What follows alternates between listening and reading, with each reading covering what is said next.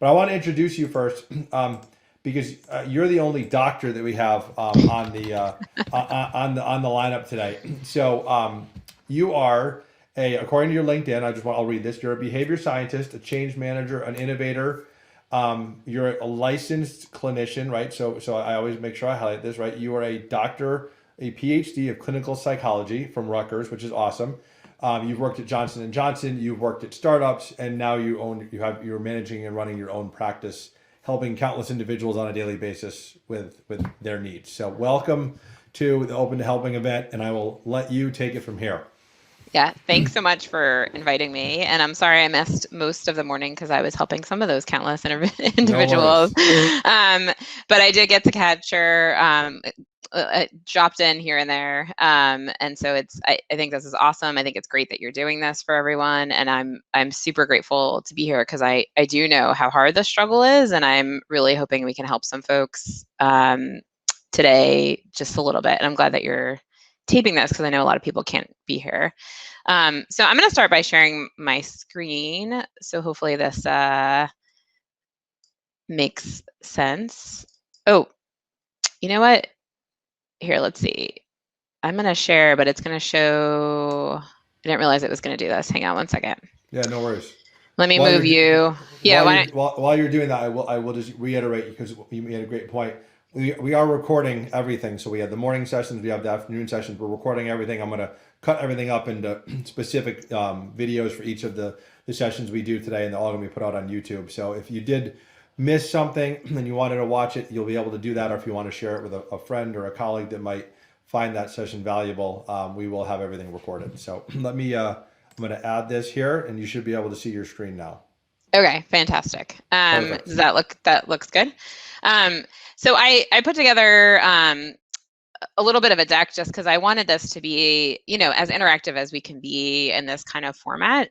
Just thinking that, hey, what could I offer? And the reality is, let me just say that, actually, I'll start by saying that, Nick asked me to do this, and Nick's one of those people where if Nick asks me to do something, I just say yes, generally without a lot of questions. And then he titled the talk "Staying Positive During a Job Search." And I was like, oh, that sounds great. But something kind of sat a little funny with me. So, so I changed the title to "Staying Engaged During a Job Search" because I think it is setting us up for failure to say you have to be positive during a job search, because I think it is beyond difficult to be positive all the time. And so but I do think there's a value in staying engaged, right? Because if you get so hopeless and so depressed with this job search, which is quite possible, right? And we're going to talk about how to manage those emotions and those thoughts, you'll get disengaged and you won't be marching towards your goals and your values. And so what I really focused, what we're going to work on today is really how do you stay engaged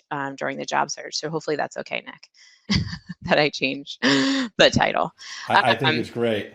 So you heard a little bit about me, and I've had a variety of different roles in my life, but I'm also a human. I've also been someone who's pivoted careers, job hunted. I've heard yes, I've heard no, and I definitely have been someone who's found my way.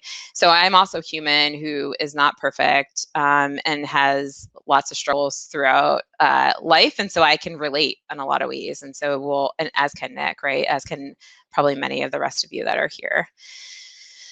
So this is what I thought we'd cover in the time we have together. And so again, I'm going to try and make this as interactive and kind of workshop-y as possible, which I know might be a little bit different than some of the other work that you guys have been doing today. It was fun to kind of see the different conversations, and I love what's happening. But so we're going to talk a little bit about mindset and how to really manage and maintain your mindset throughout this process. And we're going to talk about how your values contribute to maintaining your mindset. And then really, I'm a big fan of mindfulness, which is also just really intentional present moment awareness and really understanding what's going on for you. And so even if you just stop right now and think about where is your mind at, how many of you are actually focused and listening to my voice or even looking at the screen. I would bet money that the majority of you are multitasking, which is fine, right? Because that's kind of the world we're in. Maybe you're even like, I don't know, maybe you're connecting to some of the speakers and you're like doing LinkedIn stuff, and maybe and that's fine. At some moment, actually, in a second, I'm going to ask you to really drop in and be present for a second so that you could really experience that. And just really talk about the value of present moment awareness. And I know Nick is on, and also I have a new intern who's amazing, Caroline Odi. She's in the background too, who will also help us out if there are any. I want to answer any questions that you have, so please drop them into the chat. So Nick, I know you're on that too, right? You'll keep me honest. Yeah, I as the questions come in, I will let you know. Absolutely. Awesome. Because I put together, the way I always do talks is I always have a ton of content so that I can bop around a little bit, but I also try and really just give you what you need. And so if you're here, I'd like to sort of figure out the best way to help you with any questions you have. But I'm going to start us off, and Nick, this might be good for you, because I noticed that I was looking at the schedule. I was like, there's not a break in there, and since Nick is hosting this, I don't know if you've taken a break yourself, but at least let's give everyone sort of a mental jacuzzi break, right? This is what I think of as mindfulness. Really is really thinking about how do we drop into the moment and be really aware. And so we'll just do this for a couple of minutes if you're willing to join with me. And so if you go ahead and sit in a comfortable position, and I don't, you're not on camera, I am, but so I'm not sure where you're doing this from. Ideally, when you do something like this, you're seated with your feet on the floor so you could feel grounded. But this is, wherever you are, that's great. I mean, if you're driving, that's great too. Just don't close your eyes. But so start with really just a comfortable position. And if you can close your eyes, you're somewhere where that's possible. Go ahead and drop your eyes closed. And this is only going to take a minute or two. And so if you just thinking about, listen, you're here, you've signed on to this, whether you're watching the recording or you're listening to this live, you've taken this moment for yourself. And so you have nowhere else to be. So let's just be present for one brief moment together. Go ahead and close your eyes if you can. If you can't, just listen to my voice, and you could fix your eyes on a spot if you're not moving. I get it if you're driving. But go ahead and just think about visualizing yourself near a gently flowing stream. And so a stream, and kind of like, this time of the year where there might be some leaves floating along the top of the stream. And so this could be a stream that you've been to, or just one that you can imagine in your mind's eye. And for now, each of the next moment, I'm going to ask you to take each thought that comes to your mind and place it on one of those leaves. It can be a thought or a feeling or a sensation. Maybe it's an image or even a color. Anything that comes to your mind's eye, just put it on one of those leaves and allow it to flow by. Do this with each thought, pleasurable, painful, or neutral. Even if you're having any joyous or enthusiastic thoughts or feelings, place them on a leaf and let them float by.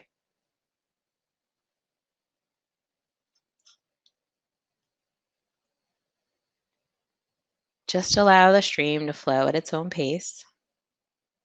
Don't try to speed it up or rush your thoughts along. We're not trying to rush the leaves along or get rid of our thoughts. We're allowing them to come and to go at their own pace.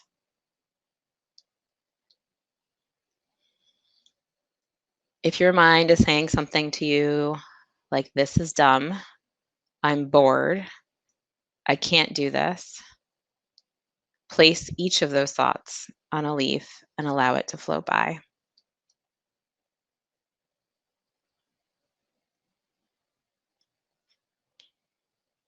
If a leaf gets stuck, allow it to hang around until it's ready to float by.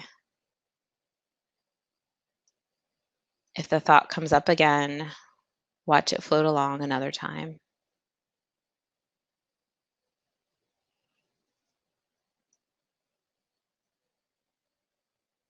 If a difficult or painful feeling arises, simply acknowledge it say to yourself, I notice myself having a feeling of boredom, impatience, frustration. Place those thoughts on leaves and allow them to float along.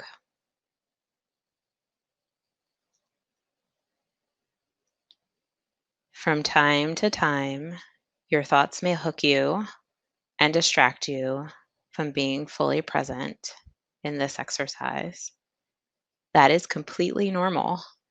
As soon as you realize that you've become sidetracked, gently bring your attention back to the visualization exercise.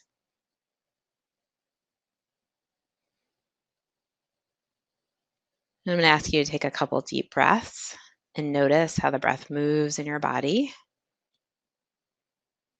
And then if your eyes were closed, go ahead and open them up and move your body a little bit.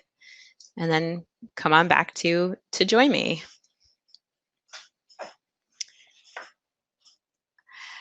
Nick, what was that like for you? That's always hard for me. But I think for a lot of people, there's a lot of value in that, and the idea of mindfulness and meditation and slowing down. And it's not that I shouldn't do it. It's just that it's hard for me to do. Yeah, no, and I appreciate you saying that. I think it's hard for a lot of us to do, especially a lot of us who are pretty high achieving, fast paced, fast moving. We're used to doing a lot all at once. And isn't it nice to just slow down for a minute every once in a while? A lot of people talk about mindfulness and meditation. A side effect is really relaxation, but that's actually not the goal. And part of why I wanted to start our time together with this was really just to kind of really set the tone, give you a break, Nick, because you've been working so hard all day, and to really start to introduce you to the idea of getting unstuck from your thoughts or feelings or emotions, because that is often what gets us in trouble. And for those of you who are really struggling and working hard to job hunt, to stay engaged, you need to be aware of what you're saying to yourself, the stories you're saying to yourself, the thoughts that you're having, and learn how to put them down. And so a lot of times our thoughts are like this. And so this is one of my favorite metaphors for thoughts, right? Is it that they're right in front of our face? I'm never going to get a job. This is never going to end. I don't know when this is going to end. This is going to be horrible, all the kinds of things. And you can't see the world in front of you. And so learning how to put those thoughts down and realize that don't believe everything you think. And so we have this, one of my favorite mantras is just because you think it doesn't make it true. And so there are lots of thoughts that we have and that get in the way and help us really. They're there because and you might be afraid to put some of those thoughts down. You're like, if I put my thoughts down about my anxiety or my frustration, I might stop job hunting. Right. And how am I going to do that? I need to sort of beat myself up. And so those thoughts, like, there's a function that they serve, but you can put them down and see everything that's in front of you that is valuable to you, and really not getting stuck here. Right. So that's just starting to think of one of those metaphors and getting unstuck. And part of really is just being aware of the power of present moment awareness, like be here now. Just be present now and think about the value and the beauty in each and every single moment. And really just, being aware, like, I'm super grateful that I get to be here today with you all on a Friday afternoon. I'm glad that Nick thinks enough of me to invite me to his like powerhouse of speakers. I barely feel worthy. And so I can have that moment of just sitting here and being grateful, or I could be really anxious about presenting to you all and paying attention to how my hands are getting cold and a little clammy, right? And I can choose where to put my attention. And so that's the power of present moment awareness. This is one of my favorite cartoonists, the Awkward Yeti, and he does a lot of play with the brain and the heart. And it's one of my favorite things. And so I follow him on social media and have some of his prints. And this is one of my favorite ones, right? Where the brain says, I don't know what the future holds. And the heart just says, hey, then hold one moment at a time with me. Just be here now. We don't know when a job is going to pop up that is going to be the right one for you. And we're going to talk in a second about like what that means, right? And what your values are. But right here, right now, just to hold this moment and stay really present and do your best to stay present and not catastrophize too far into the future or go too far into the past, right? And so a lot of times we say the brain likes to hang out in the past or the future, but is very, very rarely right here. And so just be here now. It's another one of my favorite mantras. And so the other thing I'm going to encourage you to think about is, are you being mindful or is your mind full? And so as we go about, when I was thinking about putting together material to share with you today, I was thinking about, listen, we're talking about job hunting, but we're talking about job hunting in the middle of a pandemic, right? And so it's just so much more complicated on so many levels, and we're dealing with so many different aspects. And so even if you're doing something that feels consistent with your values, right? So, reading your child a book. Are you actually reading your child a book and following the storyline, or is your mind really all over the place thinking about what you have to do as soon as you manage to get them to bed and like how you want to kind of rush through, and you're not even realizing it, right? Like you're not even aware. And so really being mindful of, where is my mind at? Am I really, when I go on a run, am I running and knowing I'm running? Am I actually watching my feet? Am I watching my breath? Or is my mind like planning this talk, right? And so I'm always trying to be as present in the moment as I can, because that helps me enjoy each moment. Now, here's the thing. That doesn't mean you're not strategically planning for the future. It's just you're doing even that piece of it very mindfully and thoughtfully. And that's really how you manage and navigate some of the emotions that are going with a job search, right? Because if you're anxious all the time, you're not seeing what's right in front of you, right? Like I was lucky enough to get on here and see, one of Nick's children in the background, right? And like, how cool is that, right? I actually think that's one of the cooler things that has happened during the pandemic, is we get to, share our families and our lives with us. And I would bet money that some point during my time with you all, one of my 3 tiny dogs, who I love with all of my heart, but are like yappy schnauzers, will interrupt what we're doing. And I'm so grateful at the moment that it wasn't while I was doing the mindfulness with you. But if it was, I am skilled at incorporating that into that, because it happens. I also have a human who's home, and so that may also happen. This is life, right? And so the best I can do is be here now and not be worrying about this stuff, so I'm missing out on all the amazing stuff that's in front of me.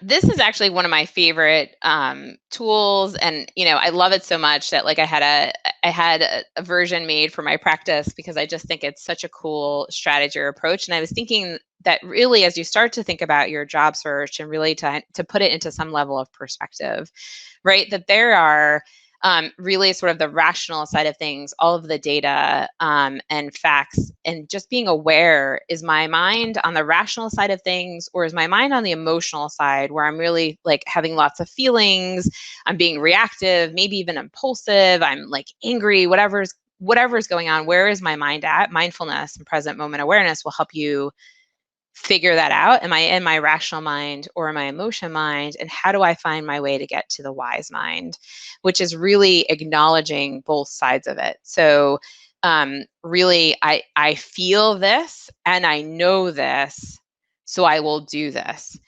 And for me in my career, this has been huge, because there are times where the data and all of that stuff makes sense, but my emotion is telling me otherwise, and I need to make a wise-minded decision about whether I take a job or not, whether I leave a job or not. All of that is really important. Nick, is this ringing true to you? I saw you nodding. I've never seen this specific graphic before, but I love, I love the bringing of them together, because I think a lot of times, we think of stuff in life as it's got to be one or the other, and it's always an or. Not just job hunting, but just name the topic, right? It's like, well, you have this choice or this choice, but this is you're kind of sharing like Mm-hmm.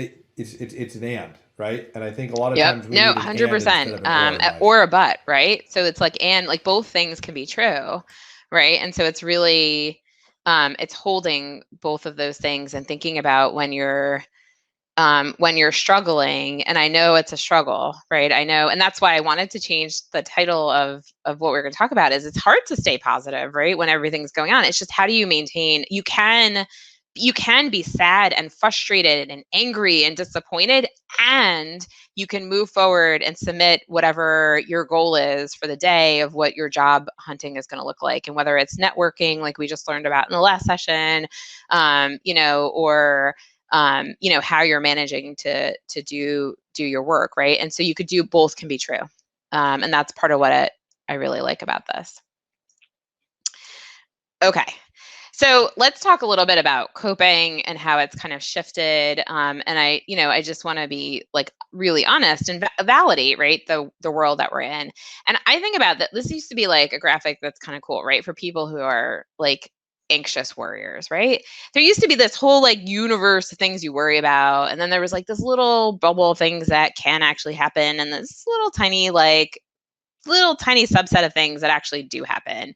And the reality is COVID has made that yellow bit quite a bit larger, right? Like, we used to worry about our jobs or about whether we were going to lose them or keep them or need to find, but now it's actually happening to so many people, right? I mean, I have people on my caseload who are struggling. I have people in my sort of personal life who are struggling. This is not an easy time. And it's not just the job piece, it's also the health piece. And there are lots of just things that are happening. And so it's really tough. And so what I'm going to suggest, right, is that you continue to focus and think about, in the sphere of influence, what you can influence and what's really within your control. And that's really where to focus. And how you manage and how you cope and how you approach with things, you can choose. When you're really anxious and stressed, you can choose to put your hands down and see the world in front of you. You can choose to move one step forward towards your goals and values, and you can't control the outcomes, right? And so that, I know, is really tough. That is, I think, the hardest thing about job hunting, is you're actually not in control of the outcome. We can control what we do to get there, but there's only so much within the sphere of our control. Has this come up a lot today, Nick? Like the being in control of the outcomes, or what you can and can't control? We've had multiple guests talk about, so a few things. It's a lot of no, no, no, and then all of a sudden a big yes, right? Sometimes there's little yeses, like maybe you get some sliver of hope where you get a recruiter to write you back, or you get a first round interview but you don't get the job, right? So so we've talked a little bit about that. But I think for a lot of people, the hardest thing about this whole process is, it's out of your control, like you said, but hearing no consistently or not hearing anything, I think, is very difficult for people. Yeah. Well, and that's actually, I think, that what most people are hearing is nothing, right? It's like crickets. Right. And I don't know. I don't know if any recruiters will watch this or any of them joins today, but I got to imagine they're stressed too, right? Like, they're always a stressful bunch. Some of my favorite people are recruiters, but they're just always managing so much. And now it's just like, oh my gosh, like, so tough, right? They're like so tough. Well, and there's just to illustrate something, Dr. Drapkin, Liz Martinez, who talked about resumes earlier, said that 75% of resumes are never looked at by a human and automatically rejected by a system, and not even looked at, right? So yeah. Think about that, right? That's that doesn't give people a good feeling. No, and I mean, and so you could have the thought, right? So here's a great example. Here's the thought: my resume is not even going to be looked at. Why bother submitting it? Right?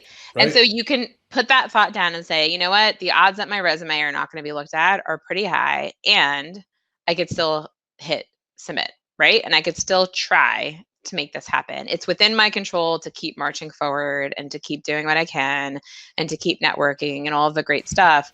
But there is only so much in my control. By the way, you can't control your thoughts. Like, those thoughts are going to come right back, right? And so it's just over and over again, you're going to put them down. That's why I started with Leaves on the Stream, is because it's going to happen, right? Like, those thoughts are going to keep coming back, and you're just going to be like, yes, I know you're there.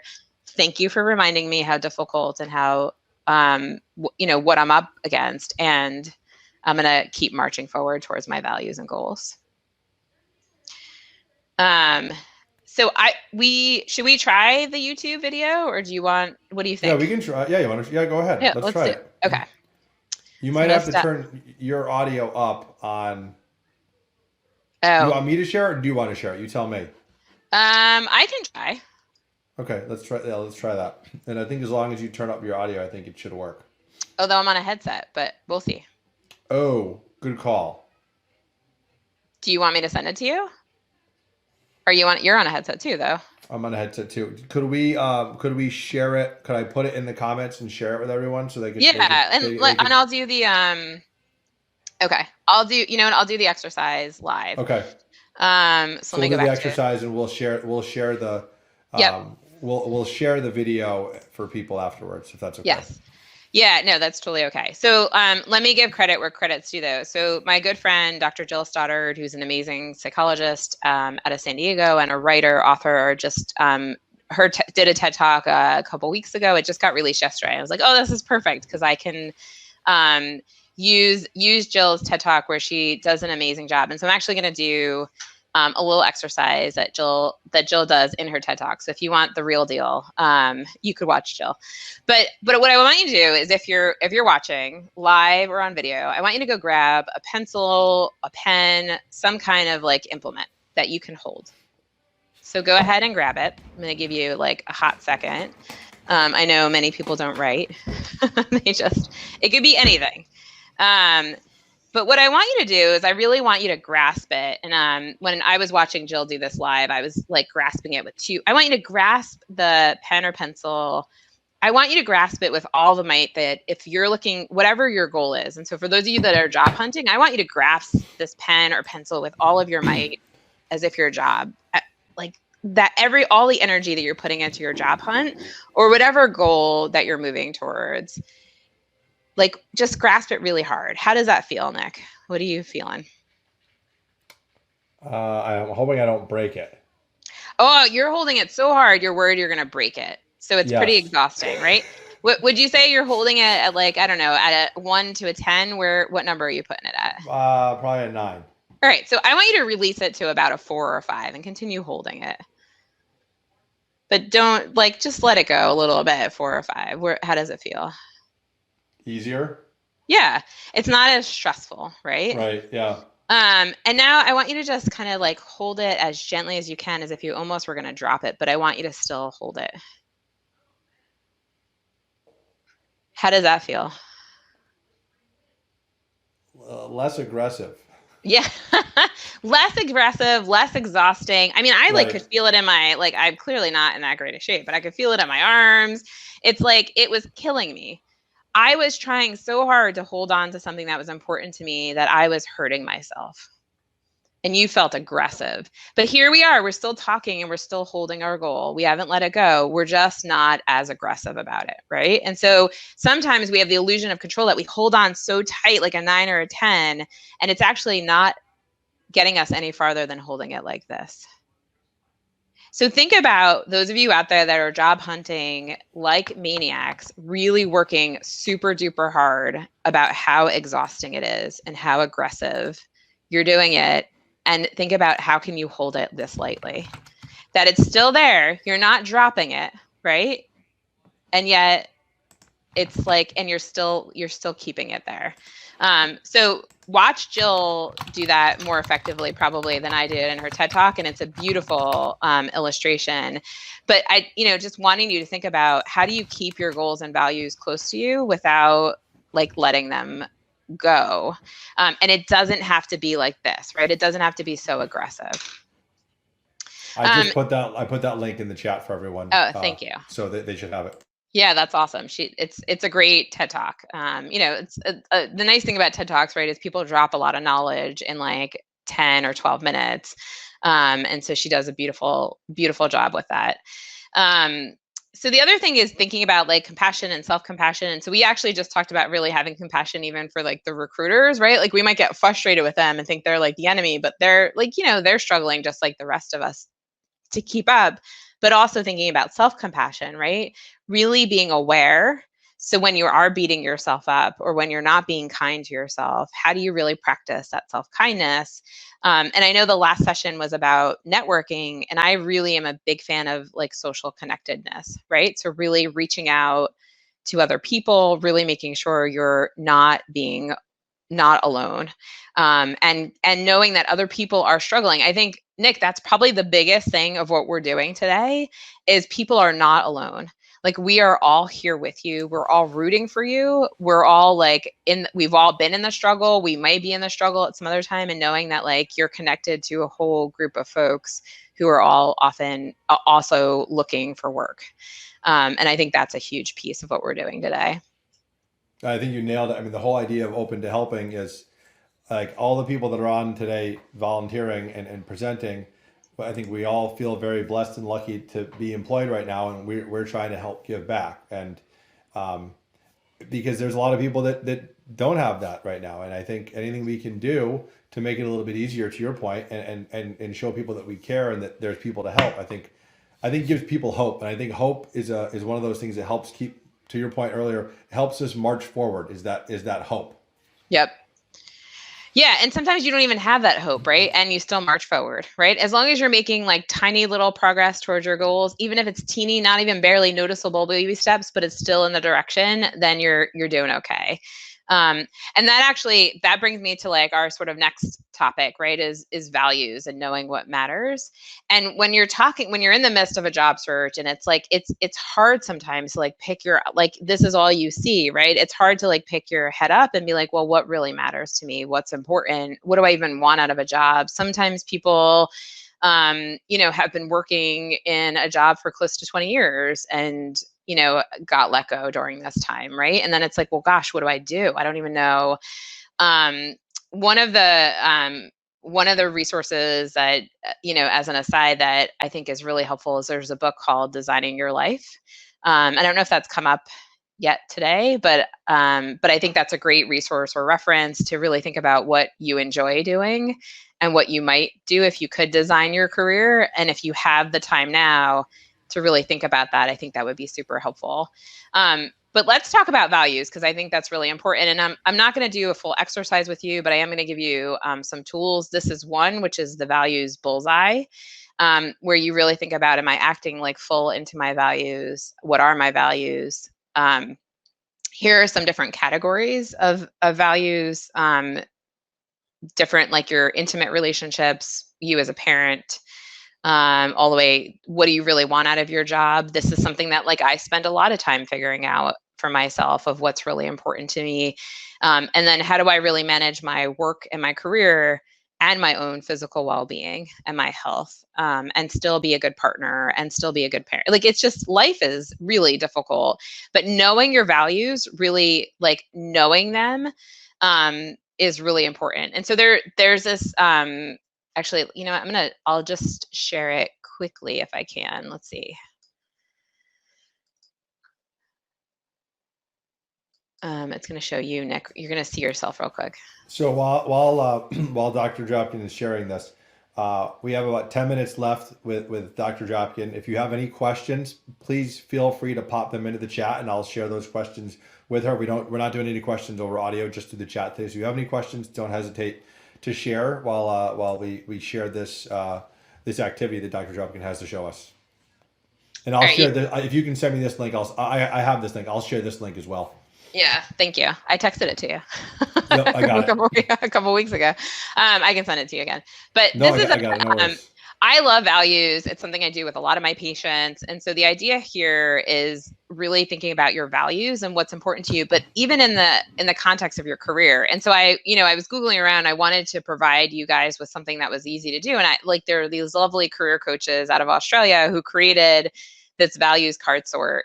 And the idea here is you go through all of these different values and you pop them into the different categories. So, for me, I'm a psychologist, I'm a behavior scientist. Like, obviously helping other people is really important to me. I wouldn't be here with you on a Friday if that wasn't important, but you just start moving them around. I'm not big into taking risks, or I'm neutral about it, right? Solving problems, I like to do that. Teamwork is important to me, all of that great stuff. So actually I started one over here, and then you get the idea. And what's really cool And so I don't want to spend a ton of time because you'll do this on your own. I'm going to stop sharing real quick so I can show you. What's cool is you can do a printout, and it tells you tells you a little bit about the values, and then it tells you your value summary. And I would encourage you, like in your middle of jobs, take a look at this. And for me, this is a lot like a litmus. Like it's just, where do I sit? What's important to me? What do I value? And then when I get a job offer, I'm like, is it consistent with these guys? Right? Like, is this what I want? And is this the kind of job I want? Or, how do I do it? And so I would encourage you to take a moment and go ahead and do the values card sort. Okay. I shared that. I love that activity. So I shared that with everyone in the chat. We do have a question that if you're open yeah, let's do it. I have no idea what this is. So you're the doctor, so I'm hoping you do. Is the ostrich policy the remedy for anxiety? Oh, I don't know what that is either. That's probably let me read what Wikipedia says. It says it's a metaphoric expression referring to the tendency to ignore obvious matters and pretend they don't exist. Oh no. So is that a no? I say no. You say actually, no. So if you can see my screen now, ironically, like this is probably like my my answer to that, right? I think when it's raining, like you're like, you don't be like, I don't like it. I'm ignoring it's raining. My day would be better if it didn't rain. This rain sucks. Like rain. Oh my God. Why can't it just be sunny? Why did I move away from San Diego? True story. But it's more of just like, oh, it's raining. Yup. Yeah, like it's really just, it's holding those things, just like we were talking about, of like, it's true. Like it's raining. And it's trying, like, it's when you have all of those things and you wish. So I think about I don't know if this is the ostrich thing, but here's the other metaphor. If you have a beach ball, so I grew up in New Jersey, so hopefully those of you have had a time to put a beach ball below water, but if you push it below water, what happens to the beach ball, Nick? It eventually just shoots back up. In your face, right? It's like, yes. So if you try and ignore it and push stuff underneath the surface, boom, like it's back up, right? And it's kind of fun when you're playing in a pool, but like life is not fun like that. And so I'm not a big fan. In fact, here's sort of my answer, right? You can't get rid of your fears. You can't ignore stuff, but you can learn to live with them. And so this is a great little, cartoon about the girl serving her fears tea. Right. And so I don't really believe in ignoring stuff, because I don't think you can. You can ignore as much as you want to, but it's going to come back to you. And so you can try and push it away, but pushing it away is giving it energy. And I don't want to give stuff like that energy. I'd rather just be like, yep, there it is. Yep, it's raining. Well said. So we have one more question. Yeah. and I think you probably have a couple slides you want to wrap up with. How do you? So this is a really deep one. How do you deal with discrimination?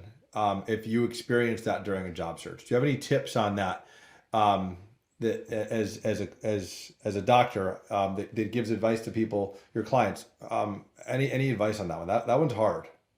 I think that one is really hard. And I think there are probably, and I'm not sure I'm the most qualified to deal with it. I could deal with the emotions around discrimination. Right. And as a white woman of privilege, I'm a woman, so I definitely have had levels of discrimination that I've experienced for sure, but I certainly have not been, I'm definitely in the privileged category on a few different levels.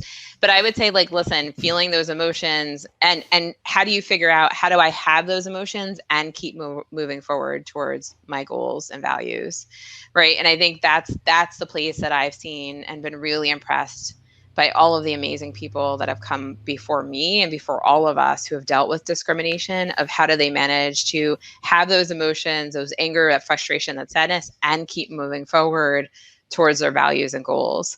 And that's part of why I wanted to make sure we covered values here, so that you do get really, just really deep with what's important to you to keep you moving forward. I'll try to answer that. And then I have one question that's going to tie, our last question will tie directly to your well-being checklist, and then we'll wrap up, Michelle. So my reply to that question would be that if you are openly discriminated against during a job search, right, as an example, or an interview, you don't want to work at that company. I'm going to be perfectly honest with you, right? I mean, I actually think that you should take that as a sign that if that's how they're willing to treat people that don't work there, that's not a place that you want to work. So that would be Yeah. my thoughts there, right? Like, I'm sorry for those of you that have had to deal with that you've had to deal with that, whether whatever type of discrimination it is. I know it happens.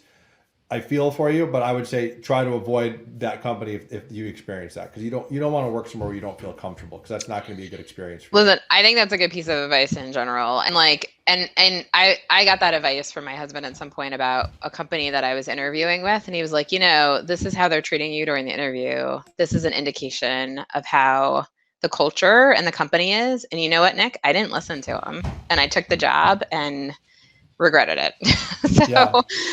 So I think it's a good piece of advice. And listen, we got to be sensitive to the fact that many people who are searching for jobs today are not going to be able to be as choosy as like they might be able to be in other circumstances. So I think it's also then it's knowing that you might be walking in to an environment and just how would you manage it, right? So having some expectations for what the culture might be like. Yeah, no, I think that's well said. So we're gonna have one final question that I think is gonna tie really well to your well-being checklist. So can we talk about how to learn to give yourself a break when job searching, or how to take time off without feeling guilty?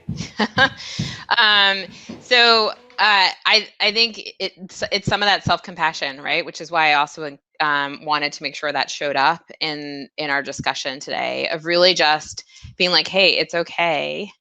It's okay to take a break. And when you're taking a break, you do it mindfully, right? So you actually are taking a break and know you're taking a break. Hey, I'm taking a break. I'm actually going to watch this Netflix show and actually be present with it and follow it and track it.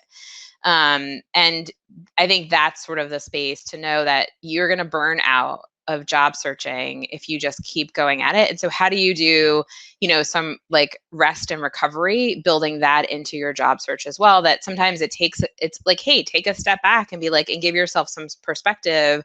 So you kind of like level up and you're like, well, how's it going? What have I done? What should I do differently? Okay, let me like just take a break. And whether it's a day or two, and just really be present and try. But here again, the job hurts. While you're taking a break, your feelings about the job search are going to show up, and you're going to be like, oh, hey, you guys, and you're just going to put it down, and it's going to come back, and you're going to put it down. And it's really just about those like bicep curls, like Dan Harris of 10% Happier calls them, right? Of mindfulness, just noticing when your mind is not in the moment. So take a break, but really take a break, and keep going when it makes sense to keep going. So it's like, it's figuring out that balance, that rest and recovery. Thank you. That's well said. So you want to share the well-being checklist, then we'll wrap up? Do you want to? I think people can take a look. Like we've talked about it, right? The only thing we didn't talk about is getting your body moving, like literally. So just don't sit all day, and just make sure you're getting your heart rate going and taking care of yourself, and doing stuff like the basics. So we'll share this out, and and thanks to Caroline who put this together for me yesterday. Awesome. Well, I just want to say thank you, Michelle, so much for taking time today to share all this great information with us. I shared your LinkedIn profile with everyone. Oh, thank you. Connect with you. If you are in New Jersey, that's actually where Dr. Drapkin is her business is, where she actually sees clients at CBD Center of Central New Jersey. So for those of you that are in New Jersey, you might post COVID, you might be able to even go say hi to her in person at some point. Yeah. I also shared out the YouTube video and the exercise, and I'm going to be aggregating all of the resources from these talks. And when I share the individual sessions after I cut it up and put the videos on YouTube, I'll share those links with your session, Michelle. So perfect. People will have the video, they'll have the link to the TED Talk with the activity, and they'll have the link to the activity as well. So, awesome. So thank you so much for joining today. I hope people found this helpful. I know, we've had a great amount of people on all day, and I really think that the content is helping people. So I just wanted to personally say thank you.